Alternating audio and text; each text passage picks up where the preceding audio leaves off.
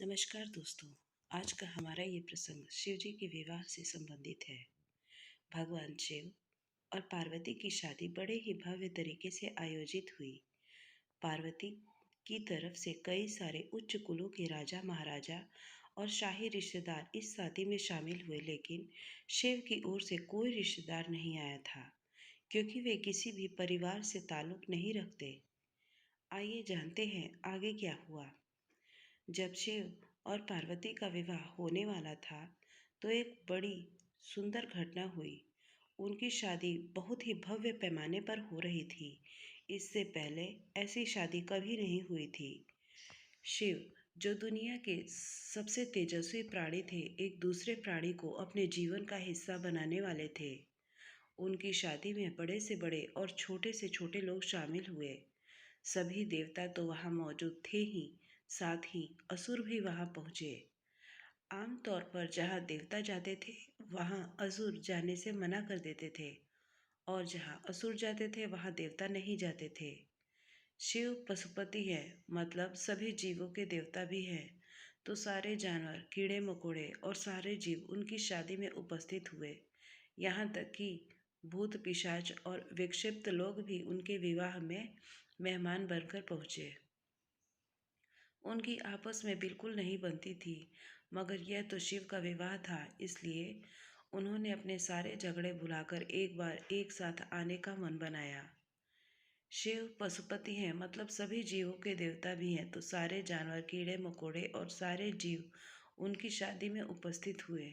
यहाँ तक कि भूत पिशाच और विक्षिप्त लोग भी मेहमान बनकर पहुंचे। यह एक शाही शादी थी। एक राजकुमारी की शादी हो रही थी, इसलिए विवाह समारोह से पहले एक अहम समारोह होना था। वर वधू दोनों की वंशावली घोषित की जानी थी। एक राजा के लिए उसकी वंशावली सबसे अहम चीज होती है, जो उसके जीवन का गौरव होती है। तो पार्वती की वंशावली का बखान खूब धूमधाम से किया गया। यह कुछ देर तक चलता रहा। आखिरकार जब उन्होंने अपने वंश के गौरव के बखान खत्म किया, तो वे उस ओर मुड़े जिधर वर शिव बैठे हुए थे। सभी अतिथि इंतजार करने लगे कि वर की ओर से कोई उठकर शिव के वंश के गौरव के बारे में बोलेगा, मगर किसी ने एक शब्द भी नहीं कहा। वधू का परिवार ताज्जुब करने लगा। क्या उसके खानदान में ऐसा कोई नहीं है जो खड़े होकर उसके वंश की महानता के बारे में बता सके? मगर वाकई कोई नहीं था। वर के माता पिता, रिश्तेदार और परिवार से कोई वहां नहीं आया था, क्योंकि उसके परिवार में कोई था ही नहीं। वह सिर्फ अपने साथियों गणों के साथ आया था, जो विकृत जीवों की तरह दिखते थे। वे इंसानी भाषा तक नहीं बोल पाते थे और अजीब सी बेसुरी आवाज निकालते थे। वे सभी नशे में चूर और विचित्र अवस्थाओं में लग रहे थे। फिर पार्वती के पिता पर्वतराज ने शिव से अनुरोध किया, कृपया अपने वंश के बारे में कुछ बताइए। शिव कहीं शून्य में देखते हुए चुप बैठे रहे।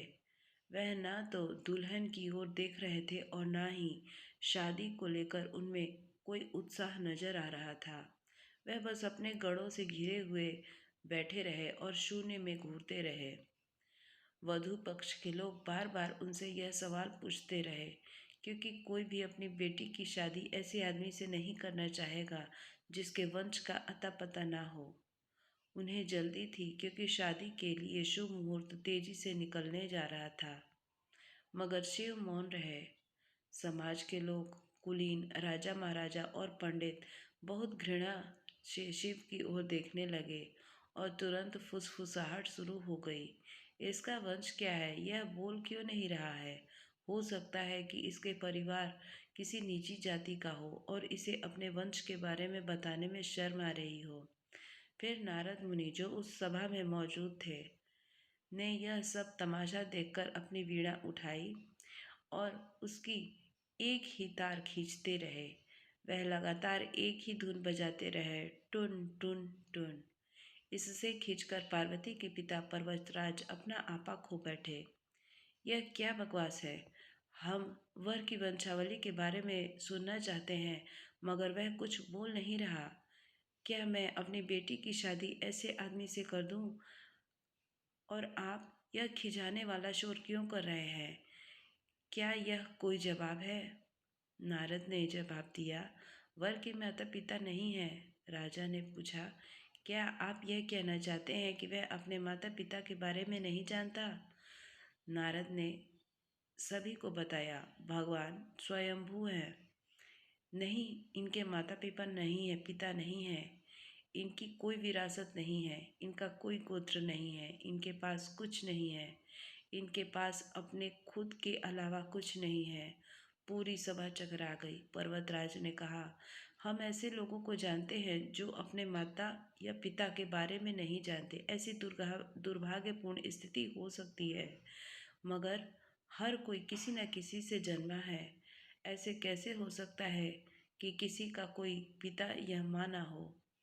नारद ने जवाब दिया, क्योंकि यह स्वयंभू हैं, इन्होंने खुद की रचना की है। न इनके न तो पिता है न माता, इनका न कोई वंश है न परिवार।